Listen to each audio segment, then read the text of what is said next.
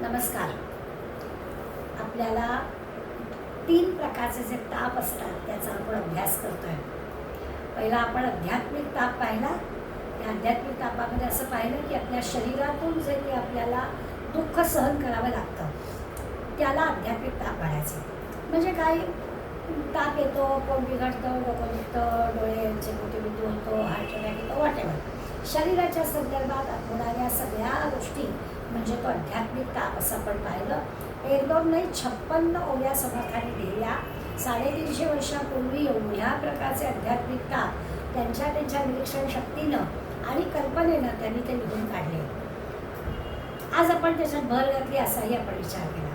त्यानंतर आपण दुसरा जो पाहिला तो आधी भौतिकता म्हणजे आपल्या देहाच्या बाहेर असणाऱ्या गोष्टींपासून आपल्याला होणारा ताप.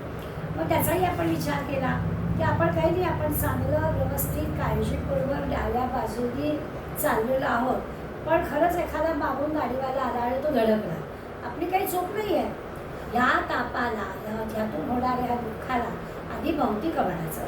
आपण नेमके जातो आणि झाडाची फांदी पडावी, आपण नेमके ज्या बसमध्ये आहोत त्या बसला अपघात व्हावा, हे जर झालं तर हे आधी भौतिक तापात येतात. या आपल्या हातात गोष्टी नसतात, पण योग असा असतो की आपण त्या शरीराबाहेर असणाऱ्या गोष्टींमध्ये अडकतो. काल माझी मैत्रीण म्हणाली, अगो मी रस्त्याने चालत होते, माझ्या मागेला एक बाई चालली होती, ती पडली आणि तिने मला धरलं तर मी पण पडले. आता याला काय करावं? दोन्ही गुडघे बिचारीचे दोन्ही गुडघ्याला जखमा झाली.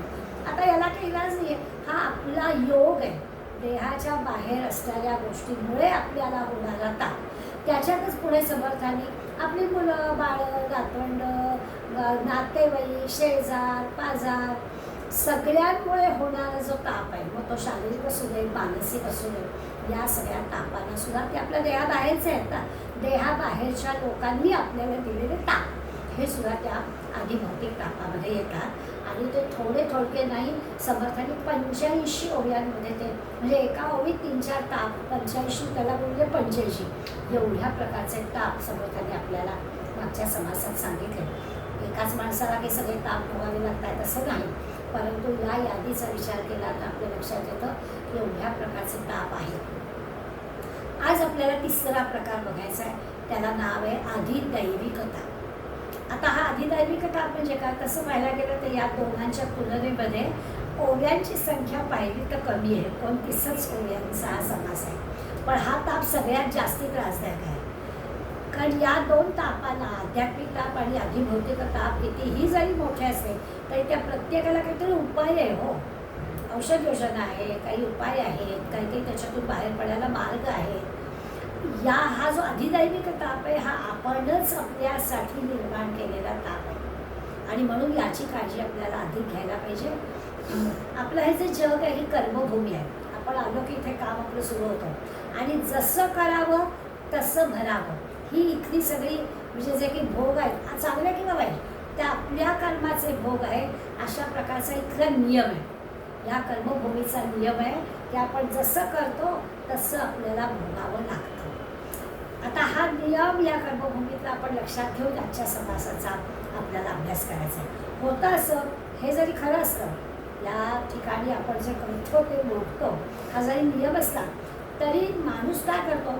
आपल्या शक्तीच्या किंवा आपल्या पदाच्या, आपल्या पैशाच्या जोरावर तो धडधडीत अनितीनं अन्यायानं व्यवहार करतो.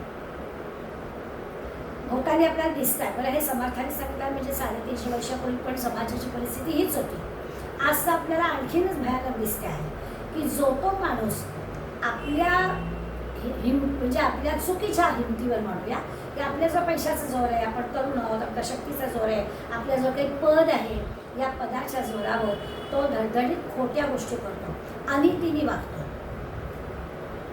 निवडून आलं की शिवाजी महाराजांचं नाव घेऊन प्रतिज्ञा घ्यायची आणि मग वेळ प्रसंगी इकडल्या पार्टीतून तिकडल्या पार्टीत जायचं. कसली ती प्रतिज्ञा आली आहे? त्यामुळे असे अनितीनं अन्यायानं केलेले व्यवहार आपण रोज पाहतोय. आता हे जे की आहे, एकीकडे म्हणतात की हे कर्मभूमी आहे, इथे जे करावं ते भोगावं लागतं आणि धडधडीत तिथे खोटं केलं जात आहे. मग या खोटं केलेल्या कर्माचं फळ त्याला इथे मिळत नाही. इथे सगळं चांगलं दिसतं आपल्याला, हे जे काही तो अनितीनं अन्यायानं करतो ते त्या गोष्टी त्याला मिळतात. असं का? हा आजच्या ह्या समासाचा आपल्या मनात असणारा प्रश्न आहे, समर्थाने उपस्थित केला. दासबोधा गुरु शिष्यांचा संवाद आहे, त्यामुळे दिसायला असं दिसेल की ह्या समर्थांनी लिहिलेलं आहे, पण समर्थांनी तुमच्या माझ्या मनात येणारे म्हणजे श्रोत्यांच्या मनात येणारे प्रश्न उपस्थित केले आणि त्या प्रश्नांना उत्तर ते देणारे. हे तर आपल्याला पटलं, ही कर्मभूमी आहे, जसं करावं तसं भोगावं, दोन्ही गोष्टी पटल्या. इथे सगळं अन्यायाचं वर्तन चाललेलं आहे आपल्या हुकमाबरोबर, हेही आपल्याला पटलं आणि हेही लक्षात आलं असं वागणाऱ्यांचं सगळं चांगलं होताना दिसतंय. असं का? तर याचा अर्थ असा आहे की माणूस जे जे कर्म करतो त्याचं एक आपण लक्षात घ्यायचं, कधीच वाया जात नाही. जे आपण कर्म केलं आहे ते वाया जात नाही. म्हणजे चांगलं कर्म केलं असेल त्याचंही योग्य ते फळ आपल्याला मिळणार आहे, हा विश्वास आपण बाळगला पाहिजे. दिसतंय असं की वाईट कर्म करणाऱ्याला लगेच ते फळ मिळत नाही, चुकीचं.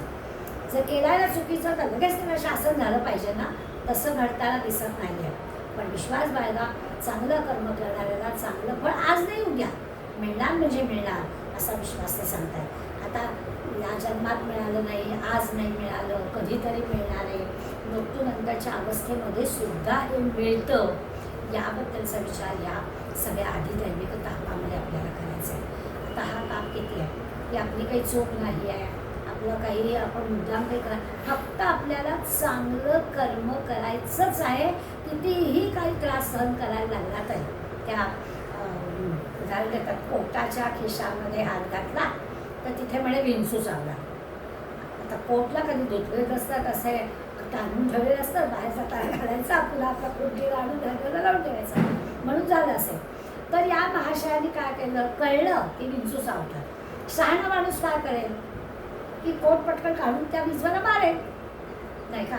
पण हा माणूस म्हणतो की तो विंचू चावण्याचं त्याचं काम सोडत नाहीये, तर मी कशाला हे करून पुन्हा पुन्हा आलो तर पुन्हा पुन्हा जाईल. हा वेळेपणा नाही करायचा. ही कर्मभूमी आहे, बरोबर आहे, पण कर्मभूमी जरी झाली तरी दुसऱ्याला वाईट कर्म करायला प्रवृत्त करणं आणि आपण ते सहन करणं, हा विषय समर्थ सांगत नाही. तर समर्थ म्हटलं दुसरा कसाही वागला, हे आपल्याला घेण्यासगळं काय आहे, तर बहुतांशी आपल्याला जे ताप त्रास होतो ना, तो दुसऱ्याच्या वागणुकीचा आपण करून घेतो. तेव्हा आपण आपल्या मनाला सांगायचं आहे की तो वाईट वागलेला आहे, त्याच्या वाईट वागण्याचा त्याला आत्ता नाही, मग कधीतरी त्याला जे काही मिळायचं ते फळ मिळावं अशी पण आपली अपेक्षा नाही आहे.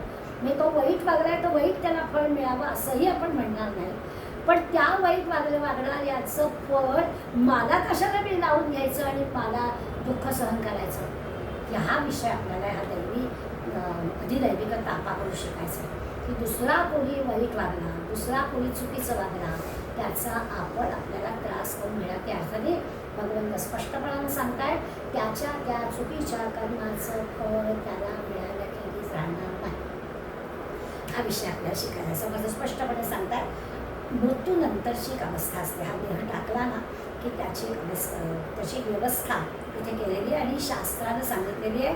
तुम्हा आम्हाला समर्थाचं सांगणं आहे, हे काल्पनिक मानू नका, हे खोटं मानू नका.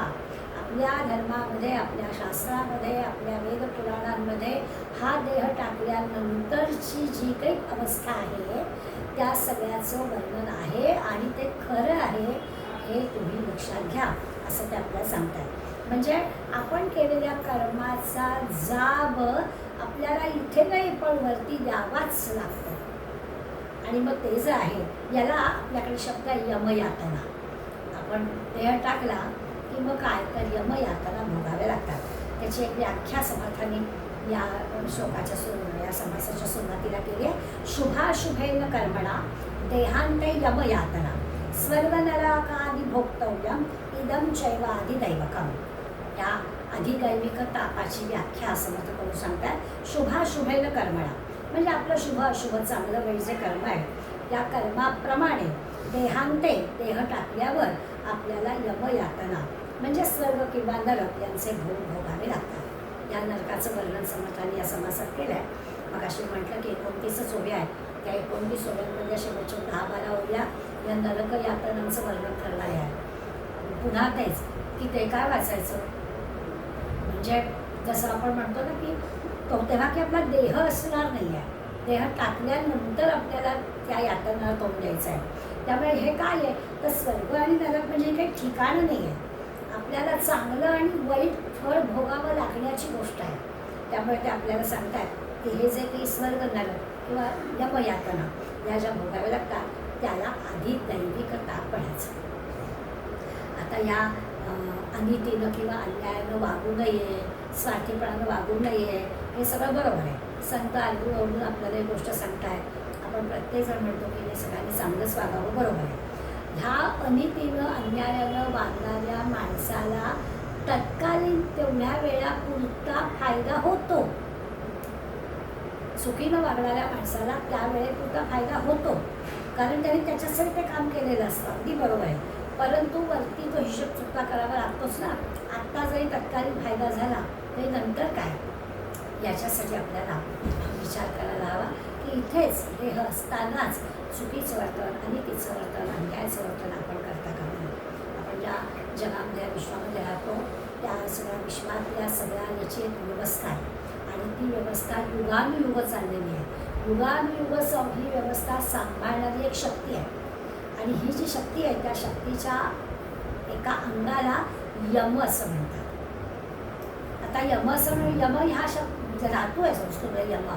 यम म्हणजे नियमन करणं, व्यवस्था करणं, ताब्यात ठेवणं. तो सगळी व्यवस्था करतो. तुम्ही ढीक म्हणा मी चांगलं केलं आहे, खरं त्याच्या मागे चांगलं काय आहे ते त्यांनी बरोबर नोंद करून ठेवायला सांगितलेली असते आणि मग आपल्याला कळतं की हे चांगलं काय आहे आणि वाईट काय आहे. मग आपल्याला म्हणजे बऱ्याच कीर्तनकारांच्या ह्याच्यातून आपल्याला गोष्टी कळतात. मग आपण वरती गेलं ते विचारतात आपल्या त्या जीवाला आधी पुण्याचा स्वर्ग भोगतोयस का पापाचा नरक भोगतोयस. मग आपण विचार करतो काय करावं, आधी आपलं चाललं खाऊन पिऊन घ्यावं, मजा म्हणून घ्यावं, बघू काय करायचं ते असं म्हणून एखादा स्वर्ग आधी मागतो. ते म्हणतो नको आधी काय ते दुःख सहन करून टाकू, मग आपण आरामात राहू.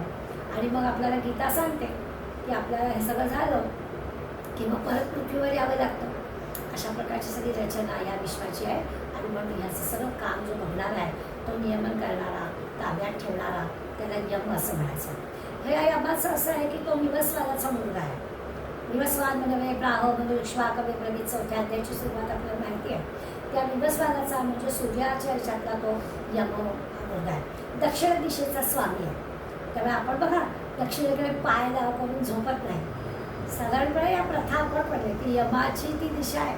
त्यामुळे त्या यमाच्या दिशेकडे यमाकडे पाय करायचं. बाबा तू खुश तर आपण खुश म्हणून त्याला खुश ठेवायचं. अशा पद्धतीने त्या दक्षिण दिशेच्या स्वामीला म्हणजे यमाला आपण थोडं घाबरूनच वागतो. बरं पापी लोकांना हा यम शासन करतो. त्याच्याकडे इतका सगळा व्यवस्थित नियम आहे. त्याचं नावच मुळे नियमन करणं असल्यामुळे तो नियमाने वागतो. यमाला खूप नावं आहेत. कृतांत म्हटलं आहे, ती दंडधर म्हटलं आहे म्हणजे दंड करणारा म्हटलं आहे, काल म्हणजे काळ मृत्यू म्हटलं आहे. पुण्यवान लोक जी असतात ते चांगलंच आचरण करतात त्यांना तो सौम्य वाटतो. नियम करणारा, नियमाने वागणारा. आपण बघा दृश्य जगामध्ये पण आपलं असं होतं. आपण नेहमी एक शब्द वापरतो राजगुरामध्ये सांगितलेला की ज्याची दिनचर्या चांगली असते त्याची चर्या दिन होत नाही. आता दिनचर्या चांगली असते म्हणजे जो नियमाने वागतो, नियमाने वागणारा त्याचं व्यवस्थित असतं सगळं. पण नियम टाकूनच द्यायचे. वाटेल ती गोष्ट वाटेल तेव्हा करायची, मग त्याचे परिणाम भोगावे लागतातच.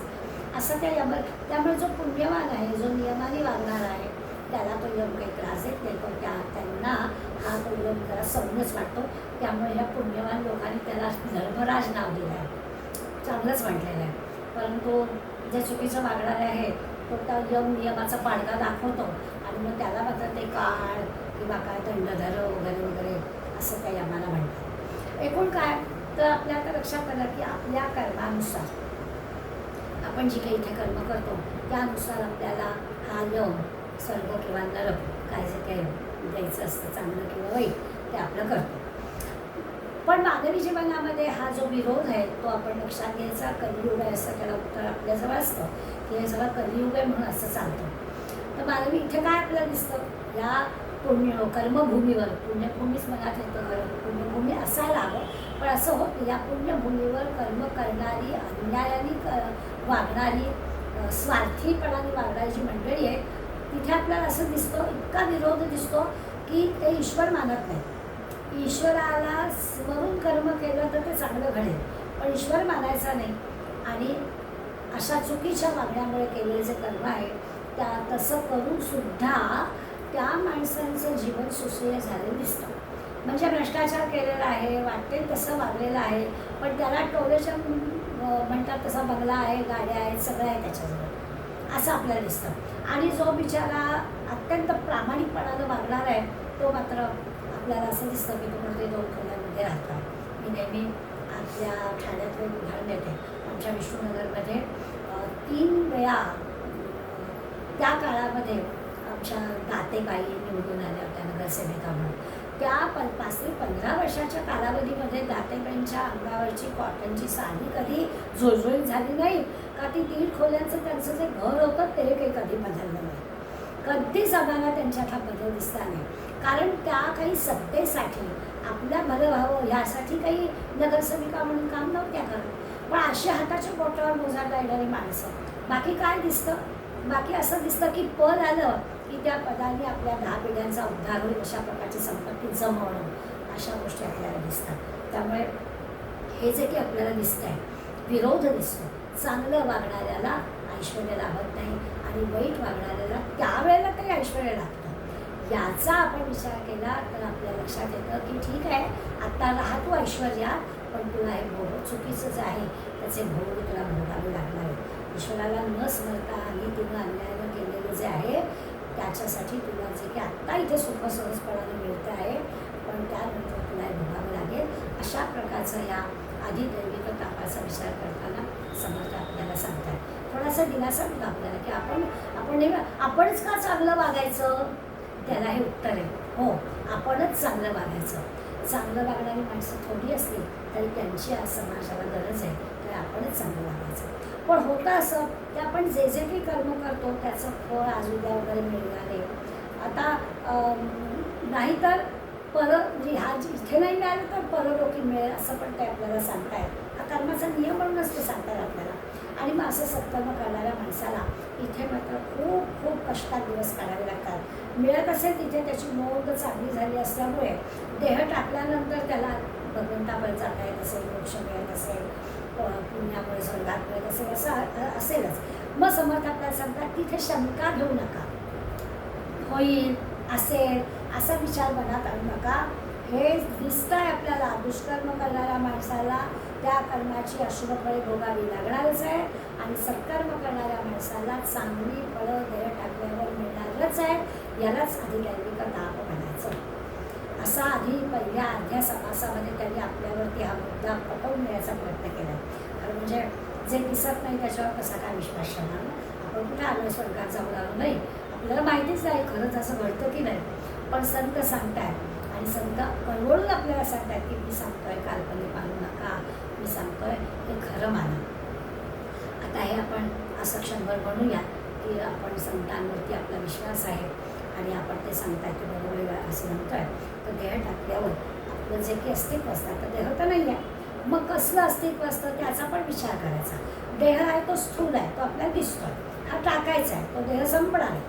मग त्या स्वर्गाचा किंवा नरकाचा किंवा पापपुण्याचा विचार कोणाचा करायचा, तर त्याला म्हणायचं सूक्ष्म देह. हा स्थूल देह याला तर अग्नीमध्ये जाळून टाकेल. मग यमाकडे पापपुण्याचा हिशोब करायला कोण जाईल, तर सूक्ष्म देह जाईल. हा सूक्ष्म देह कसला आहे, तर तो आपल्या वासनांचा आहे. इथे जे काही आपण या कर्मभूमीवरती व्यवहार केला, 60, 70, 80 आपलं काय आयुष्य आहे, एवढे वर्ष आपण जो काही व्यवहार इथे केलेला आहे त्या व्यवहारामधले आपले जे काही हिशोब आहे ते आपल्या या सूक्ष्म देहाला यमदूत सांगणार आहे. तिथे बसला आहे वरती लिहायला, तो सगळं आपल्याला सांगणार आहे आणि त्यावर आपल्याला गती मिळणार. मग आता असं जर आहे तर आपल्या कर्माची फळं निश्चितपणानं जी काही आपल्याला भोगावी लागणार आहे. सज्जन माणसं जी आहेत ती आपण असं म्हणूया की त्यांच्या सत्कर्मामुळे ती स्वर्गामध्ये जातात. मग आता आपण ठरवलं ना की संत सांगतायत, शास्त्र सांगतायत, आपला धर्म आपल्याला सांगतो आहे, तर याचा आधार घेऊन देह टाकल्यावर तो जो वासनांचा देह आहे ज्याला सूक्ष्म देह म्हणतात, हा सूक्ष्म देह सज्जनाचा असेल तर सज्जनाला वासना राहत नाही, तो सगळे हिशोब इथे चुकते करतो. आणि मग असे इथेच हिशोब चुकते केल्यामुळे यमदूत यमदेव त्याला स्वर्गामध्ये पाठवतात. त्यांच्या पुण्याने ते स्वर्गात जातात. त्याच्या उलट इथून ते दुर्जन माणसं जी आहेत ती पापबलाने नरकात जातात. अशा प्रकारचा सगळा प्रवास आपला असतो. आता हे जे काही स्वर्ग नरक पाप पुण्य आहेत, मग अशी मी म्हटलं की ही अशी स्थानं नाही आहेत. नाहीतर खरं म्हणजे अमेरिकासारखा किंवा ऑस्ट्रेलियासारख्या देशामध्ये सगळं ऑलवेल आहे, अगदी ऐश्वर्य आहे, भरपूर झाडं आहे, भरपूर पाणी आहे, कशाची कमतरता नाही, सगळे रस्ते छान आहेत, स्वच्छता आहे, सगळं काही प्रदूषण नाही. म्हणजे आपण म्हणू तर स्वर्गच आहे, स्वर्गातच काहीच अडचण. असली काही स्वर्ग म्हणजे जागा नाही आहे. तर हा जो वासनांचा जीव देह आहे, हा वासनांचा म्हणजे सूक्ष्म देह, याला चांगलं काम केल्यामुळे असं जीवाला चांगल्या गोष्टी मिळतील आणि त्यामुळे नंतरचा जो जन्म आपल्याला मिळणार आहे तो आपल्याला ह्याच्यापेक्षा अधिक चांगला मिळणार आहे, असा त्यांनी आपल्याला व्यवस्थित स्पष्ट करून सांगितलेलं आहे. इथे जायचं स्वर्गात म्हणजे काय, स्वर्ग म्हणजे कसं एक ठिकाण आहे किंवा नरक म्हणजे कसं एक ठिकाण नाही आहे. तर आपल्याला त्या जीवाला अशी अवस्था प्राप्त होईल, पुण्याची असेल तर अधिक चांगला. एकतर सगळ्यात मोक्षमुक्ती म्हणजे काय, तर पुन्हा या जन्ममरणाच्या चक्रामध्ये अडकणार नाही. तुकारामाचं अभंगाचे नेहमी आपण उदाहरण घेतो, किती वेळा जन्मा यावे आणि किती वेळा भावे फजित. या पापपुण्याच्या हिशोबाने पुन्हा जन्माला यायचं असेल तर आपली फजितीच आहे. कळलं आहे ना आपल्याला. आपण नेहमी म्हणतो का ते यावेळेला आपल्याला माणसाचा जन्म मिळाला आहे, तुम्ही आम्ही सगळे माणसं. तर याचा अर्थ आपण गेल्या आधीच्या जन्मामध्ये जे काही आपले जन्म झाले त्याच्यामध्ये जो काही आपला पापपुण्याचा हिशोब आहे तो 50-50% आहे. 50% आपण पुण्य केलं आहे, 50% आपण पाप केलं आहे आणि त्यामुळे आपल्याला माणसाचा देह मिळवून आपल्याला ही सुवर्ण संधी मिळाली की आता पुण्याचा भाग वाढव आणि मग आत्ता तू ज्या जन्मात आहेस जी काही आपल्याला आध्यात्मिक आणि अधिभौतिक दुःख सहन करावी लागली आहे ती आता सहन करावी लागणार नाही. याच्यापेक्षा सुखाचा आनंदाचा अनुभव तुला मिळेल, अशा ठिकाणी तुला जन्म मिळेल. अशा प्रकारचा विचार आपल्याला ते सांगतात. आता ही जी काही आध्यात्मिक किंवा अधिभौतिक सुखदुःख आपण म्हणतो आपल्याला भोगावी लागतात, स्थूल देह सोडला की केवळ सूक्ष्म देहालाच अधिदैविक आहे. या देहाला अधिदैविक ताप नाहीच आहे. देह टाकल्यानंतरच हा ताप आहे. आणि मग जर का सत्वगुणाचा पोषण असेल, म्हणजे आपण सत्वगुणाने वागलो असतो, सात्विक वागलो असतो, सत्वरजतम आपल्याला माहिती आहे, तर स्वाभाविकच सात्विक वागणुकीमुळे किंवा सात्विक आचरणामुळे आपल्याला स्वर्गाचं सुख मिळता म्हटलं तसं अधिक चांगल्या मोक्षमुक्तीपर्यंत किंवा जे काही आपलं 60%, 70%, 80% जे की पुण्याचा भाग आपला वाढला असेल त्याप्रमाणे आत्तापेक्षा अधिक सुखाचं, अधिक समृद्धीचं, अधिक कष्ट न पडणारं, चिंता न पडणारं असं जीवन नक्की आपल्याला मिळेल. पण तमोगुणाचं पोषण असेल, तमोगुण आपला वाढलेला असेल तर मात्र आपल्याला 50-50% पण होणार नाही आणि मग आपल्याला खालच्या योनीमध्ये, पशु योनीमध्ये जन्म घ्यावा लागेल.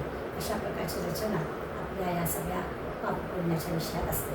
आणि मग नंतरच्या अर्ध्या भागामध्ये समर्थांनी नरकाचं अतिशय अंगावर काटाळणारं वर्णन केलेलं आहे की पाप करणारा माणूस या नरकात जातो म्हणजे काय होतं, तर तो माणुसकी विसरूनच कर्म करतो ना. माणुसकी नाही म्हणून स्वतःने त्रास दिलेला असतो. आता आपण आत्ताच्या जगाकडे पाहिलं ना की हा समाज वाचता असं वाटतं काय चाललं आहे आपल्याकडे, म्हणजे फुकट मिळत आहे म्हणून घेणं हे पाप आहे. माझ्याच कष्टाचं मी घेतलं पाहिजे. कष्टाचं घेतलं तरच ते आपल्याला फलदायी होतं आणि दुसऱ्याच्या कष्टाचं आपण घेतलं तर ते आपल्याला त्रासदायकच होतं. आज आपण दादांत आपल्याला दिसत आहे की कष्ट न करता दुसऱ्याचं हिसकावून घेण्यामध्ये किंवा दुसऱ्याकडे हात पसरण्यामध्ये कुणाला काही वाटेल असं झालेलं आहे. ही फार मोठी वेगळी गोष्ट आहे. ती आत्ता पापाची आहे हे पण आपल्या लक्षात येत नाही आहे. इतकी माणसाची हीन प्रवृत्ती झालेली आहे. प्रवृत्तीतच बदल व्हायला हवा. जगामध्ये अगदी स्वार्थासाठी माणूस काय वाटते ते करायला तयार झालेला आहे आणि म्हणून या सगळ्या अशा वाईट गोष्टीपासून माणसाने स्वतःला परावृत्त करून घ्यावं, आवडावं, चुकीच्या गोष्टी दुरुस्त कराव्यात म्हणजे हे अधिदैविक दुःख पण भोगावं लागणार नाही. अशा प्रकारचा विचार समजतात आपल्याला सांगणार. खरं तरी शक्यताच नाही, कारण आपण हे असं पापकर्म करतो हेच त्याला मान्य नसतं. पण निदान अधिदैविक तापाचा अभ्यास करून किंवा हा समास वाचून आपण निदान अशा प्रकारचं कर्म करायला घाबरावं तरी की नाही बाबा हे असं नाही करायचं, शुद्ध सात्विक कर्म करायचं, जे माझं नाही त्याला हातच लावायचा नाही. आपण गेल्या 2 समासाचा अभ्यास करताना काही उदाहरण घेतली की तेव्हा पाहिलं होता विषय की कुठे कुठे आपलं चुकीचं वर्तन होतं, त्या ठिकाणी आपल्याला कळलेलं असतं तरी देखील आपण चुकीचं वर्तन करतो. त्यावेळेला आपल्याला सावध होण्यासाठी हा एवढा नरकातला सगळा विचार जो आहे तो समर्थाने इतका स्पष्टपणे आपल्याला मांडला. हे जे दोन्ही आहेत ते स्वर्गवास आणि नरकवास हे कायम नसतात. मग अशी म्हटलं तसं अधिक आयाम आहे, म्हणजे जे काही चांगलं केलं आहे त्याच्यासाठी चांगलं मिळणारच असतं फळ, वाईट केलं आहे त्याच्यासाठी वाईट पण फळ मिळणार असतं. त्यामुळे हा काही कायमचा स्वर्गवास किंवा कायमचा नरकवास नाही, पण पापपुण्याची बेरीज वजाबाकी पण होत नाही की आणि पुण्य पुष्कळ केलं आहे पाप थोडंच केलं आहे, त्यामुळे मग ठीक आहे मग पाप नको आपण पुण्य पण थोडंसं कमी करून बाकीचं भोग, असं नाही. वजावट पापपुण्याची होत नाही. जेवढं पुण्य केलं आहे तेवढं पुण्य भोगायला मिळेल, पण जे काही थोडं का होईना पाप केलं आहे तर ते पापसुद्धा भोगावं लागणार. अशा प्रकारचा विचार पण लक्षात ठेवून आपलं आचरण हे अधिकाधिक सात्विक कसं होईल त्याचा विचार आपण करायचा. आता ह्या ज्या दोन्ही अवस्था आहेत ह्या तसं म्हटलं तर तर्क दुष्ट नाही आहे, अगदी तर्काला धरून आहे असं आपल्याला कळेल. म्हणजे केवळ कल्पना नाही आहे असं वाटतं असं असेल असं समर्थ अंदाजाने सांगत येत, ते स्पष्टपणे सांगतात हो असंच आहे. ही जी दुःखाची संवेदना आहे ती या सूक्ष्म देहामध्ये जाणवते, सूक्ष्म देहामुळे आपल्याला या सगळ्या गोष्टी मिळणार आहे. आपण उर्वरित दासबोधामध्ये स्थूल देह, सूक्ष्म देह, कारणदेव, महाकारणदेव हे सगळं पाहणार होतो. याच्याबद्दल एक समाजसुद्धा समर्थन दिला की या वासनांच्या पलीकडे जाण्यासाठी काय करावं, कुठल्याही वासनेत का अडकू नये, कुठल्या वासनाकडे इथं आपण कुणाचं देणं राहिलं असेल तर त्याच्यासाठी आपल्याला परत यावं लागेल. त्याच्यासाठी आपण या जन्मामधल्या गोष्टी सगळ्या आत्ताच सगळ्या निरानिपटा करूनच जावं. एखाद्या माणसाशी समजा आपलं जमलं नाही आहे पण आता आपल्याला कळलं ना, आता ते जे काही शत्रू म्हणून आपण त्याच्याशी वागलो आहे तर ते वागणं कधीतरी फेडायला पुन्हा यावं लागेल ना. त्याच्यापेक्षा कळलं आहे तर आपण त्याचं जे शत्रू पण आहे आपलं ते त्याच्या बाबतीतलं आपण वजा करून टाकायचं की नाही. त्या वेळेपुरतं त्या विषयापुरतं कदाचित आपलं पटलं नसेल, पण आता तो विषय सोडून उरलेला आपला संबंध चांगला राहील असा प्रयत्न आपण करायला हवा. म्हणजे मग कुठलीच वासना असा एखादा माणूस आपल्याशिवाय काही नाही कधीतरी शासन झालंच पाहिजे हा पण मनात विचार येता कामा नाही. अशा प्रकारचं आपलं मन तयार करण्याचा प्रयत्न हा सगळा समाज देताना समर्थांचा. दुसरं असं की हा जो आत्ता म्हटलं सूक्ष्मदेह वासनांचा वगैरे, तर देहात असेपर्यंतच हा वासनांचा सगळा खेळ आहे. म्हणजे आध्यात्मिक तापामध्ये आपण असं पाहिलं की देहाला होणाऱ्या तापाचा वर्णन केलं, आधी भौतिक तापामध्ये पाहिलं की देहाच्या बाहेरील गोष्टींचं पाहिलं, आणि आता आधी दैविक ताप सहन करायचा आहे नंतर देह टाकल्यावर, पण त्याची तयारी आपण देहात असतानाच केली आहे. देहात असतानाच आपण त्याची तयारी करून ठेवली की आपल्याला आधी दैविक ताप कशा पद्धतीने भोगायचा, असा जो विचार केला तर आपल्याला कळेल की हे समर्थ आपल्याला ज्या पद्धतीने सांगतात. आता याचा विचार करताना आपण एक गोष्ट करूया की कर्माचं फळ आपल्याला घ्यावं लागतं असं मला म्हटलं ना गीतेने अख्खा अध्याय कर्मयोगामध्ये की आपलं कर्म कसं असलं पाहिजे. बरं या कर्माचं फळ आपल्याला केव्हा तरी कुठेतरी भोगावं लागणार असं पण सांगत आहे. कधी कधी आपल्याला याची डोळा दिसतं बरं का. इथं केलेल्या चांगल्या कर्माचं फळ चांगलं मिळतं, वाईट कर्म असेल तर इथेच आपल्याला भोगायला लागतं. दोन्ही गोष्टी इथे घडतात. आपण म्हणतो सुद्धा की काही नाही त्या कर्माचं फळ मला मिळालं असं होतं, पण काही वेळा असं दिसतं की इथे मिळत नाही तर कुठेतरी केव्हा तरी आपल्याला ते भोगावं लागतं असं सांगतात. पांडवांच्या देहत्यागाबद्दल महाभारतामध्ये आपल्याला वर्णन मिळतं. म्हणजे आता सामान्य तुमचं आमचं सांगून झालं की आपण चांगलं वागलं तर चांगलं पण वाईट वागलं. पांडव तर सगळेजण न्यायाने वागलेले आहेत असं आपण पाहिलं. त्यामुळे पांडवांच्या बाबतीमध्ये जेव्हा ते देहत्यागाचं उदाहरण पाहतं तेव्हा असं विचारतं की भीम युधिष्ठिराला विचारतो की प्रत्येकाचा जो मृत्यू आहे त्या मृत्यूमध्ये अहंकाराचा भाग असतो. आपण जर का वासनाचं म्हणलं की अशा वासनांचा विचार का नेमका येतो, कारण कुठेतरी आपल्याला कशाचा तरी अहंकार असतो आणि त्या अहंकारामुळे आपलं वर्तन असं होतं चुकीचं. आणि म्हणून हा भीम विचारतो युधिष्ठिराला की मला प्रत्येकाचा नेमका अहंकार कुठे कसा कसा आडवा आला तो सांग.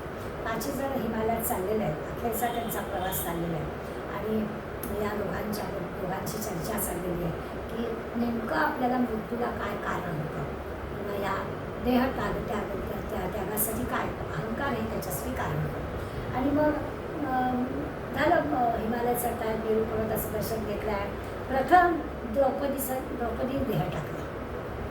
युधिष्ठिर म्हणाले की द्रौपदीचा कारण काय झालं असेल, तर युधिष्ठिराने सांगितलं की द्रौपदीला आपल्याला 5 पती आहे आणि त्या 5 पतींच्या शौर्याबद्दल तिला अभिमान होता.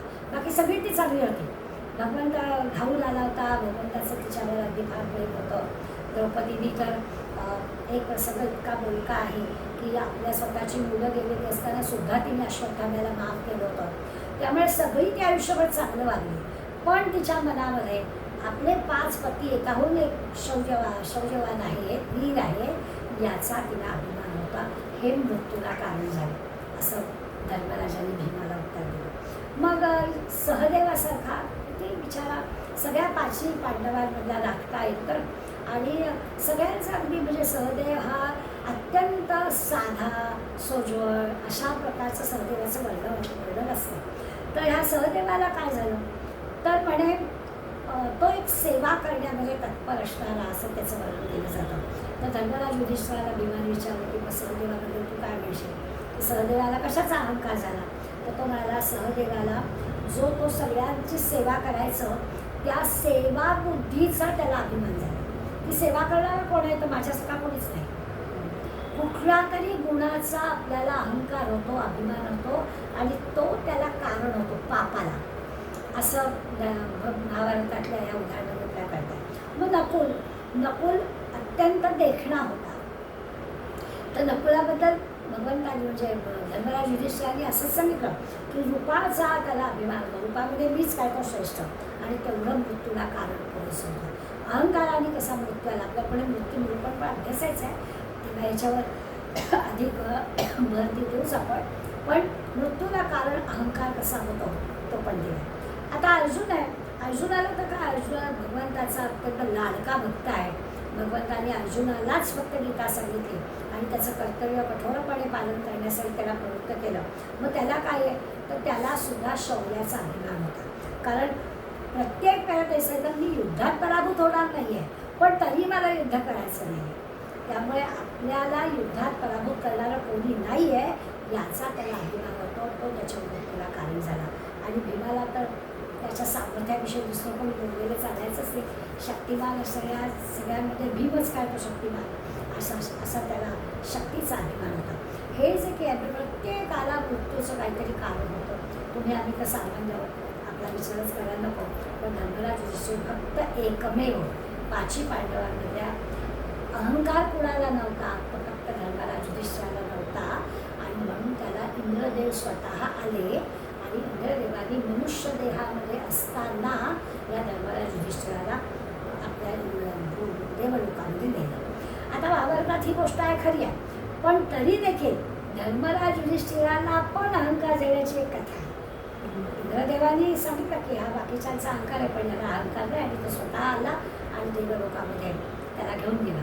पण जेव्हा महाभारत युद्ध झालं संपलं, धर्मराज राजा झाला आणि त्यांनी खूप मोठा यज्ञ केला. सगळ्या ऋषी मुनी नागरिक लोक सगळ्यांना जेवायला बोलावलं. पंक्तीवर पंक्ती उठवत होत्या. आपल्या सगळ्यांना सुवर्णाच्या त्या दिवसाची गोष्ट माहिती असेल. आता यातला जो काही मी कसा राजा श्रेष्ठ आणि माझ्याकडे येणाऱ्या सगळ्या लोकांना मी जे काही हवं आहे ते देतो आहे, अन्नदान करतो आहे, गोदान करतो आहे, याचा कळत नकळत धर्मराजाला थोडासा अभिमान होतो आहे, अहंकार होतो आहे असं भगवंताच्या लक्षात आलं. आणि भगवंताने एक तिथे प्रसंग असा घडवला की एक अर्ध अंग सोन्याचं झालेला मुंगूस या धर्मराज युधिष्ठिराच्या ज्या काही पंक्ती उठवत होत्या, बाहेरच्या सगळ्या मोठा शामियाना उभारलेला होता, तिथे पंक्तीवर पंक्ती उठत होत्या.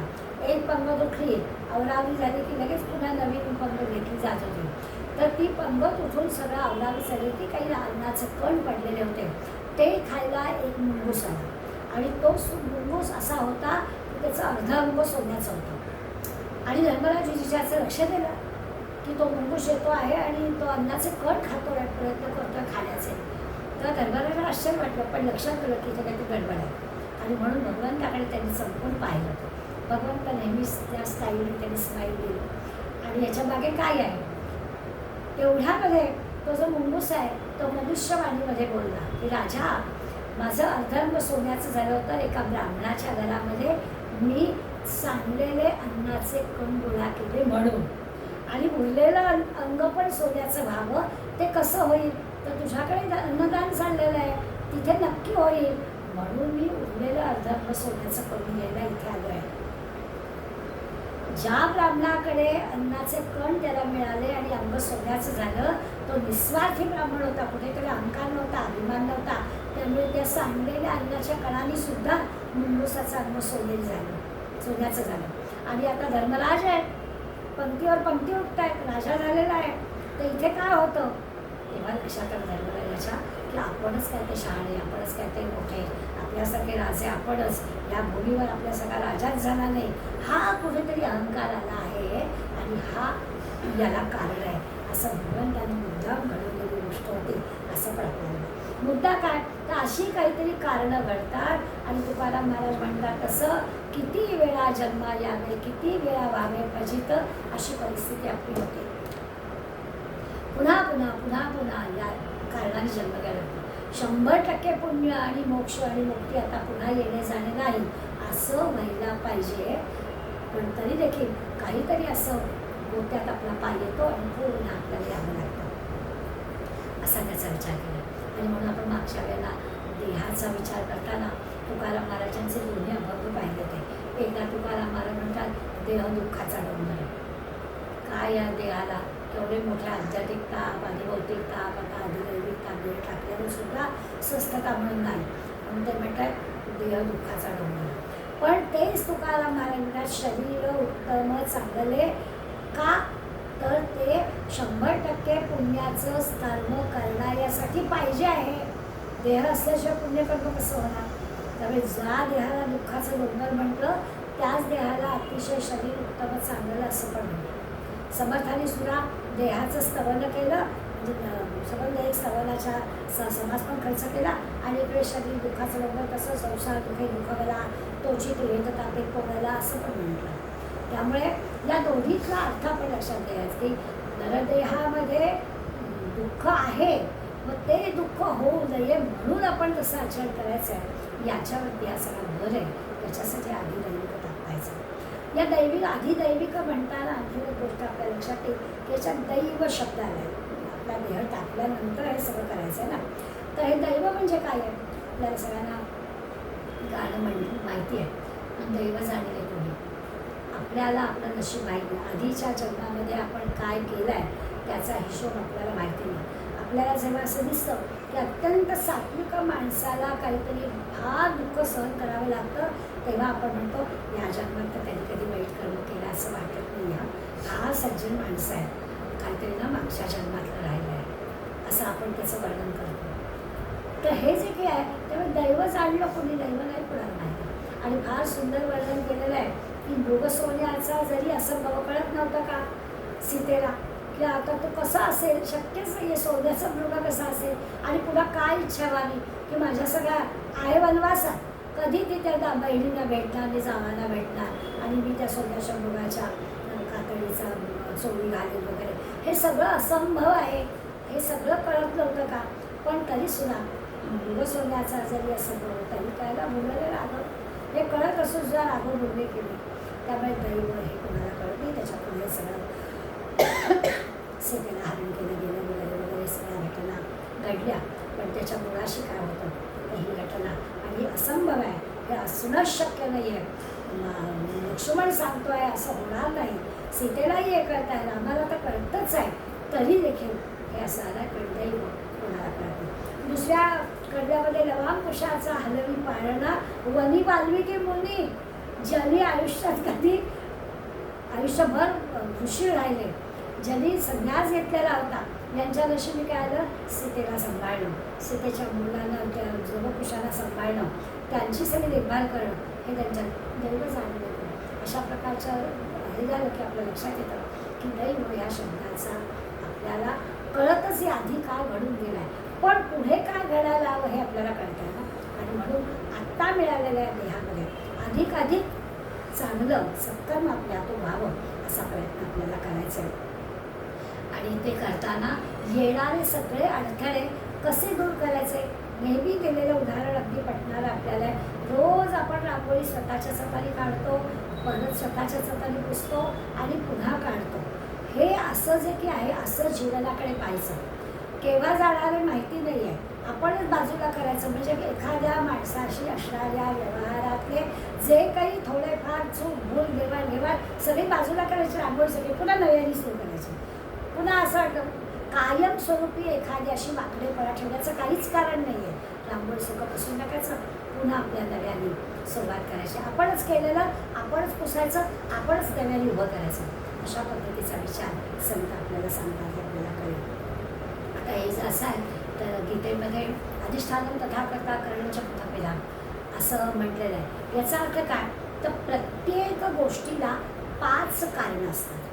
5 कारणं असतात. त्यातलं जे दैव नावाचं कारण आहे ते 5वं आहे. बाकी काय असतं, विचारच केला आपण. बारीक उदाहरण मग विचार करूया की एखादं शेतकऱ्याचं समजा उदाहरण घेतलं तर शेतकऱ्याचं जे शेत आहे ते शेत म्हणजे त्याचं अधिष्ठान आहे, त्याच्यावरती त्याचं जीवन अवलंबून आहे. त्यामुळे शेत हे त्या शेतकऱ्याचं अधिष्ठान. किंवा आपण एखादी शाळा घेतली तर शाळेचं काय आहे, तर शाळेची जी संस्था आहे ती संस्था शाळा चालवते. मग यांचं काय कर, त्याला काही करते लागतात. म्हणजे शेत आहे तर शेत तयार करण्यासाठी शेतकरी लागतो, शाळा चालवण्यासाठी शिक्षक लागतात, पिऊन लागतात, विद्यार्थी लागतात. हे जे आहे ते सगळे करता. अधिष्ठान म्हणजे ती जागा, शेत ही जागा आहे. करता जो आहे तो शेतकरी आहे. करणं म्हणजे साधनं, शेती करण्यासाठी लागणारी साधनं. मग बियाणं असेल, ट्रॅक्टर असेल, काय खत असेल, ते सगळं काही जे लागतं शेतीसाठी लागणारी अवजारं, हे सगळं जे की आहे ते करणं म्हणजे साधन. म्हणजे आपल्याला अधिष्ठान कळलं, करता कळला, करणं कळलं आणि मग त्याच्यानंतर आपल्याला हे सगळं चांगलं शेत यायला हवं असेल तर आपल्याला प्रयत्न करायला हवा. तर 4था प्रयत्न आला की उत्तम पीक येण्यासाठी आपल्याला याची काळजी तण काढावी लागते. पाऊस येण्यापूर्वी शेतजमीन भाजून काढावी लागेल, चांगला भाजलेला पातेला जो आहे किंवा राख जी आहे ती शेतात खत म्हणून घालावी लागेल. मग पावसाची वाट बघावी लागेल, योग्य वेळेला योग्य ते पीक करावं लागेल. पीक तयार झालं की ते राखावं लागेल, कुंपण शेताला चांगलं घालावं लागेल. हे सगळं जे आहे ते प्रयत्न आहे. म्हणजे शेतामध्ये शेतकऱ्यांनी प्रयत्नपूर्वक आपल्या साधनांच्या साहाय्यानं केलेलं काम, हे सगळं अधिष्ठान, करता, करणं आणि प्रयत्न याच्यामध्ये आलं. पण दैव नावाची जी गोष्ट आहे म्हणजे पाऊस योग्य पद्धतीनं पडला पाहिजे, हे दैव आहे त्याचं. हे काही त्याच्या हातात नाही, पण या 4 गोष्टी त्याच्या हातात. शाळेचं जे आपण उदाहरण घेत होतो ते असंच आहे की शालेय संस्था आहे, शिक्षक आहेत, विद्यार्थी आहेत, अगदी पिऊन आहेत, सगळी मंडळी आहेत, साधनं सगळी आहेत, वर्ग आहेत, बाकं आहेत, नकाशे आहेत, कडू आहेत, फळे आहेत, सगळं आहे. वेळापत्रकाप्रमाणे सगळं चाललेलं आहे. प्रत्येक आपापलं काम करत आहे. अगदी बरोबर आहे. आता नवीन जमाना आहे ना, शेतकऱ्याला जसं दैव कुठे मिळायचं तर पावसाचं सगळं दैवावर अवलंबून आहे, तसं एवढं सगळं त्या शिक्षण संस्थेने उभं केलेलं आहे. मग नेमकी गडबड कुठे होते, आजच्या भाषेत बोलायचं झालं तेवढं सगळं आहे. साधन आहे, करता करणारा आहे, सगळ्या गोष्टी 4ही गोष्टी अधिष्ठान, करता, करणं आणि प्रयत्न हे 4ही आहेत. 5वं जे आहे ते आपल्या मुलं सगळी क्लासमध्ये जातात म्हणजे फळ मिळत नाही. अधिष्ठान, करता, करणं, प्रयत्न आहे पण योग्य ते फळ मिळत नाही. कसं होतं की दैव जर नसेल, 5वा पाऊस जर चांगला पडला नाही तर बिचारा तो शेतकरी, साधनं आणि प्रयत्नाचं काय होणार, असा विचार केला पाहिजे. पण समर्थ मात्र आपल्याला असं सांगतात की असं जरी असलं तरी दैवाकडे बघून स्वस्त बसायचं नाही. त्यांचाच आळसाला निषेधच आहे. समर्थांना आळस मान्य नाही. समर्थाने दैवाकडे बघून 4ही गोष्टी केल्या आणि परत करू. आता आपल्याकडे होत आहे कोकणामध्ये साधारणपणे 7 जूनला पाऊस पडतो, जूनच्या पहिल्या आठवड्यात. या दृष्टीनं शेताची सगळी आलेली होती, पण आलाच नाही. त्यामुळे पुन्हा पुन्हा तो बिचारा शेतकरी चातकासाठी पावसाची वाट बघतोय. तर स्वस्त नाही बसलेला, त्याची शेत जमीन आणून काढली आहे, आतले खडे हे सगळे गोळा करून ठेवलेले आहे आणि पावसाची वाट बघेपर्यंत शेताची जी काही निगा राखायची आहे ती तो राखतोच आहे. त्यामुळे दैवाकडे बघून या 4 गोष्टी कमी नाही करायच्या. आळस समर्थाला मानली, प्रयत्न जोडायचेच आहे. समर्थांचं म्हणणं आहे, कष्टविना फळ नाही, कष्टविना राज्य नाही, केल्याविना होत नाही साध्य जग. जे काही आपल्याला साध्य व्हायचं आहे ते करावंच लागेल. समर्थांच्या दृष्टीने दैवाला शेवटचा 5वं नाव दिलेलं आहे. आता 5-10% ठीक आहे, पण 90% गोष्टी आपल्याच हातात आहे. 90% आपण जर चांगलं काम केलेलं असेल तर त्या 5-10% दैवाच्यामुळे जे काही आपल्याला थोडं लागेल पण होणार व्यवस्था. 90% काम करणाऱ्याला हे मिळतंच. अशा प्रकारचा संतांचा आपल्याला सांगणं आहे. आणि खरंच प्रयत्न केला म्हणजे वंदितो चेतवावा रे चेतविताची चेततो. कसं आहे, सुरुवात तर करावी, प्रयत्न तर चांगले करावेत, भगवंत सहाय्य करायला बसलेला आहे, नक्की करेल असा विश्वास माणसाने बाळगावा. दैवावरती आम्हाला ठेवला. समर्थांनी म्हटलं आहे, हाताच्या रेषा बदलता येतात, प्रयत्न जर मनापासून केले तर तुमच्या नशिबातच नाही वगैरे वगैरे शब्द येणारच नाही. समर्थांच्या मन मेंदू मनगट बळकट असायला हवं असं ते आपल्याला सांगतात, तर या अर्थाने. त्यामुळे राष्ट्रगुरु समर्थांचा ग्रंथाचा आपण अभ्यास करतो. त्यामुळे दैव वगैरे या गोष्टीवरती समर्थ आपल्याला समर्थाला मान्यच नाही. अधिष्ठान करता कारण प्रयत्न हे जर घटक महत्त्वाचे आहेत, इतके महत्त्वाचे आहेत की ते 5-10% महत्त्व असणाऱ्या दैवाला खेचून आणते असं समर्थांचं सांगणं. त्याचा आपण विचार करायचा. मात्र प्रयत्नांमध्ये जराही थोडी देखील कमतरता होता कामा नये. सगळ्या प्रकारचे प्रयत्नांची पराकाष्ठा ज्याला म्हणतो तशी झाली. विद्यार्थ्याला उत्तम मार्क मिळायला हवे तर त्यांनी जीव तोडून मन लावून अभ्यास केलाच पाहिजे. मग सुखार्थीला कुठं विद्यार्थीला सुखावी लक्षात घेतलंच पाहिजे की ज्याला विद्यार्थी म्हणून अभ्यास करून चांगले मार्क मिळायचे तो असं आलेशान सुखात नाहीच राहून चालणार. आणि जो सुखात आरामात राहतो आहे त्याला अभ्यास येणारच नाही असं लक्षात घ्यावं. त्यामुळे प्रयत्नांची पराकाष्ठा करणाऱ्याला दैव अनुकूल होतच असं समर्थांचं आपल्याला सांगणं आहे. सात्विक कर्माची उंची, या सात्विक कर्माच्या उंचीमुळे हे अनुकूल होतं आपल्याला. आपण जर थोडासा मागोवा घ्यायचा प्रयत्न केला तर आपल्या लक्षात येईल की शिवाजी महाराजांचं ना दैव अनुकूल होतं. म्हणजे आधीच्या तर गोष्टी होत्याच, अगदी काळजीपूर्वक अधिष्ठान कथा करता करणचे फोटोग्राफ सगळंच केलं होतं. प्रयत्नांची पराकाष्ठा होती, साधन सामग्री होती, सगळीकडे व्यवस्थित काळजी घेतली की एक त्या अफजल खानाच्या याच्या वेळेला बरोबर चिलखत घालून गेलेले होते, काय घडेल याची कल्पना होती, त्यामुळे पूर्ण काळजी घेतलेली होती. आणि म्हणून शिवाजी महाराजांना दैव अनुकूल होतं असं आपल्याला महाराजांच्या चरित्रामध्ये दिसेल. ते प्रसंग असेच होते, गंभीरच होते, कुठल्या क्षणी काय घडेल काही कल्पना नव्हती, परंतु काय घडू शकेल याची काळजी घेऊन शिवाजी महाराज सगळे प्रयत्न केले होते. त्यामुळे दैवाने त्याला साथ दिली. आग्र्याहून सुटका करताना किती धोके होते, कुठे आग्रा आणि कुठे राजधानी रायगड, परंतु सुखरूपपणाने महाराज परत आले. जरा मिठाईचा खोका उघडला गेला असता तर संभाजीराजांचं आणि महाराजांचं काय झालं असतं, अक्षरशः तुकडे तुकडे करून टाकले असते. पण दैव अनुकूल होतं. दैव अनुकूल कसं होतं तर समर्थ म्हणतात तसं आधीच्या 4 गोष्टी प्रयत्नपूर्वक केल्या त्या मग दैव अनुकूल होतं असं त्यांचं म्हणणं आहे. पण असं जरी असलं तरी अशी पण आपल्याला उदाहरणं मिळतात की दैव प्रतिकूल झाल्यामुळे गडबड झाली. अगदी आपल्या लक्षात सावरकरांना दैव प्रतिकूल होतं. सावरकरांनी समुद्रातून उडी मारली, कुठली योजना नव्हती ना केलेली. त्या क्षणाला जे करायला हवं की इथून पहिल्यांदा पळायला हवं आणि म्हणून जमलं तसा फ्रान्सचा किनारा गाठला. समुद्रात उडी मारली. खरं किती त्रासदायक होतं, अंगाला जखमा झालेल्या आहे, खारं पाणी त्या जखमांवर लागल्यावर काय होत असेल आपण कल्पना करू शकतो. कधीतरी बोट कापलेलं असतं आणि पुन्हा पुन्हा त्याच्यावर पाणी लागलं तरी आपण म्हणतो झोपत आहे. आणि या माणसाने किती सहन केलं असेल ते खारं पाणी आपल्याला कल्पनाच करता येत नाही. आणि नेमकं काय झालं तर कुठली योजना केलेली नव्हती ना. फ्रान्सच्या किनाऱ्यावर गेले आणि फ्रान्सच्या किनाऱ्यात त्या फ्रेंच रक्षकाने ब्रिटिशांची लाच घेतली आणि सावरकरला ब्रिटिशांच्या ताब्यात दिलं. नाहीतर फ्रान्सच्या ह्याच्यात गेल्यानंतर ब्रिटिशांचा कायदा लागला नसता सावरकरांना. पण अशा प्रकारची लाच घेऊन त्यांनी हे काम केलं. तर दैव प्रतिकूल बनलं असं झालं. वासुदेव बळवंत फडक्यांना दैव प्रतिकूल होतं. कर्तृत्व होतं, देशासाठी प्राण दिले, कर्तृत्वात काही कमतरता नव्हती, पण इतका छळ सहन करावा लागला. आणि अक्षरशः म्हणजे सावरकरांच्या बाबतीत असं म्हणतं की आता जाऊन इतकी वर्ष झाली तरी छळ सहन करावा लागतो, तरीही अजून अशा पद्धतीनं बोलणं चाललं जात आहे. देशाला स्वातंत्र्य मिळालेल्या देशात पण सावरकरांच्या या देशाभिमानाबद्दल अशी कटुता जर ऐकायला लागते ना, हा वेळ वाटतो. तसंही दैव प्रतिकूल अशाची उदाहरणं पण आपल्याकडे आहेत. पण याच्यातून सुद्धा आपल्याला वासुदेव फडके सावरकरांसारख्या उदाहरणातून सुद्धा राष्ट्रनिष्ठा देशनिष्ठा त्यांनी शिकवली असं आपल्याला दिसेल. एक दीपस्तंभाप्रमाणे आपल्याला आवश्यक असे असणार आहे ते कळतं. महाराजांच्यासारखी योजना पक्की करून त्याबरोबर गेलं करायला हवं अशा प्रकारची गोष्ट आपल्याला कळते. त्यामुळे अनुकूल प्रतिकूल गोष्टी असतात. बाकी तर यमयातनांचा विचार यांनी केलाच आहे आपल्याला. मी काही त्या यमयातना वाचत नाही. माझ्या मनात एक वेगळाच विचार येतो की आज सुद्धा आपल्याला असं दिसतं की एखाद्याचं म्हणजे आपण म्हणतो की घराजवळच नोकरीची जागा असणे हे स्वर्ग सुखच आहे.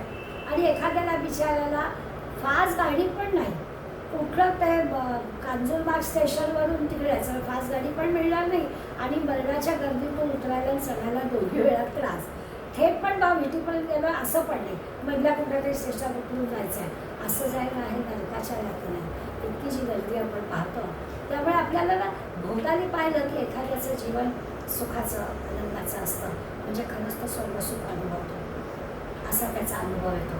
आणि एखाद्याला तशाच प्रकारची नोकरी करताना इतका त्रास सहन करावा लागतो की त्याला बिचारायला अशा यातना सहन कराव्या लागतात. त्यामुळे नंतर वगैरे यातना काय सहन करायला लागतील त्या गोष्टी वेगळ्या. इथे सुद्धा आपल्याला असं दिसतं एखाद्याला एकाच घरात 2 मुलं वाढतात, एकाच घरातलं अन्न खातात, पण एखाद्याची तब्येत चांगली असते एका भावाची आणि एका भावाची मात्र नसते. सगळं सारखं असून सुद्धा असं का, तर याला आपल्याला म्हणतो दैव त्याचं काहीतरी प्रतिकूल आहे, याचं अनुकूल आहे असं आपल्याला दिसतं. त्यामुळे थोडंसं जर विचार केला तर समर्थता आपल्याला सांगताच आहे की हे काल्पनिक नाही, मी सांगतो याच्यावर विश्वास ठेवा. आपल्या शास्त्राने आपल्या ग्रंथाने हे सगळं सांगितलेलं आहे. पण क्षणभर असं म्हटलं की अरे आपल्याला जे माहितीच आहे त्याच्यावर कसा काय विश्वास ठेवायचा असं क्षणभर वाटतं, तर त्याचा अर्थ आपण असं पण म्हणू शकतो की इथेच याची देही याची डोळासुद्धा सुखाच्या आनंदाच्या अनुभव घेणारी जी काही मंडळी आहे ती सर्व सुखात आहे कसं घडायला हवं. आणि तेच सगळं असून सुद्धा दुःख सहन करावं लागत असेल तर ते नरकात किंवा पापाचं काहीतरी भोगतायत असा अर्थ असतं ना. की आपण मराठीत म्हण आहे दात आहेत तर चढे नाही आणि चढे आहेत तिथे दात नाही. खरोखर असं वाटतं की तुम्ही आम्ही इतकी सगळी काळजी घेणारी व्यवस्थित सगळं असणारं असं सगळं आहे, तरी किती रोगांची आपल्याला ओळख झालेली आहे. आणि खरंच रस्त्यावरती आपण पाहतो की इतके कष्टकरी जीवन जगणारी मंडळी असतात, त्यांना नाही कुठं कसला त्रास होतो. असं पाहिलं की आपल्याला कळतं की काहीतरी दैव नावाची अनुकूल प्रतिकूल जे काही असेल त्याचे भोग आपल्याला भोगावे लागतात. असं हे आधी दैविक ताप असे 3 ताप आपण पाहिले. आणि या 3 तापानंतर अगदी महत्त्वाचा विषय आहे जो अटळ आहे आपल्याला सगळ्यांना. प्रत्येक जन्माला येणाऱ्याला मृत्यू अटळ आहे. त्या मृत्यू निरूपणाचा विचार आपण सांगत आले उद्या समासात आपल्याला करायचं आहे. त्यामुळे हा दशक जो अगदी सुरुवातीला आपण म्हटलं होतं ऑप्शनला टाकण्यासारखा आहे असं म्हणता आपल्या असं लक्षात येईल हे सगळं खरं आहे. या सगळ्या पार्श्वभूमीवर आपल्या आचरणाने आपल्याला परिणाम करून घ्यायचा आहे की आपलं आचरण शुद्ध सात्विक का हवं. कुणाहीबद्दल राग नको, कुणाहीबद्दल द्वेष नको, आपला परका नको, अशा प्रकारचं आचरण का हवं. आणि पुन्हा येणं जाणं नको असेल तर आपल्या पाप पुण्याचा जो 50-50% आता झाला आहे तो कमी होता कामा नये, पुढे 100% आपण वाढला कसा पाहिजे असा सगळा विचार समर्थांनी आपल्याला या समासाच्या निमित्ताने करायला सांगितला असा याचा अर्थ. अगदी समास लहान आहे, 29 ओव्यांचा आहे. पहिल्या 2-3 समासामध्ये केवळ व्याख्या त्यांनी केली आणि त्या व्याख्येच्या ह्याच्यात उरलेल्या ह्याच्यामध्ये सगळं पूर्ण अशा मरणोत्तर सगळ्या भोगाचं तंत्र आपल्याला ते सांगितलं. त्या तंत्राच्या ओव्यांमध्ये मी काही शेवटी आपण दुसरा समास वाचला तरी देखील आपल्याला त्या सगळ्याचा अर्थ कळेल. आपला समास वाचून अभ्यासाचा झाल्यावर मनात विचार काय तर आपण ठरवायचं मनाशी एवढं की कोणाही जीवाचा न घड मत्सर वर्म सर्वेश्वर पूजनाचे. सगळ्यांच्यामध्ये भगवंत आहे असा विचार करून कुणाही बद्दल आपल्या मनात जराही राग किंवा द्वेष येणार नाही असा प्रयत्न जरूर करावा. तो प्रयत्न होण्यासाठी देवाला प्रार्थना करावी. समजा एखादं कोणतरी असतं, कालच माझ्या एका मैत्रिणीचा मला मेसेज आला की मला ते राजभोगाला तुम्ही जो विषय सांगितलात ना, तर माझ्या असं लक्षात आलं. मी परवाच एका ठिकाणी गेले होते, तर एक राग होता त्या व्यक्तीबद्दल, तर तो माणूस अशी बोलायला लागला, पण नाहीच बोलले. आणि मग हे वाचल्यावर असं वाटतं की आपण चूक केली, आता नाही करायची. त्या विषयापुरतं त्या दिवसापुरतं नसेल आपल्याला त्या माणसाशी आपलं पटलं, पण ते कशाला मनात धरून जायचं आहे, सोडून द्यायचं आणि पुन्हा आपण नवी कोरी पाठी घेऊन आपले व्यवहार सात्विक कसं होतील, सगळ्यांशी समान कसं होतील असा प्रयत्न समर्थ आपल्याला करायचा होता. म्हणजे मग आपलं अधिष्ठान करता करणं प्रयत्न तर आपण करणारच आहोत, त्याला तर काही म्हणजे नाहीच डावलून सांगणार. मग ती जी काही दैवाची अनुकूलता आपल्याला प्राप्त व्हायला हवी आहे, ती अनुकूलता प्राप्त होण्यासाठी आपल्याला नक्की भगवंत मदत करेल असा या अधिदैविक तापाचा अर्थ आहे. आज आपण ते थांबूया, समर्थांचे स्मरण करूया. तव स्मरण संतत स्फुरणला माडो, यमुन कीर्तन ध्वनि सुरम्य करणी पडो, स्वदेश हितरक्षणाविणजी कथा नावडो, तुझ्या समया मुची तन्वी देशकाली पडो. जय जय रघुवीर समर्थ.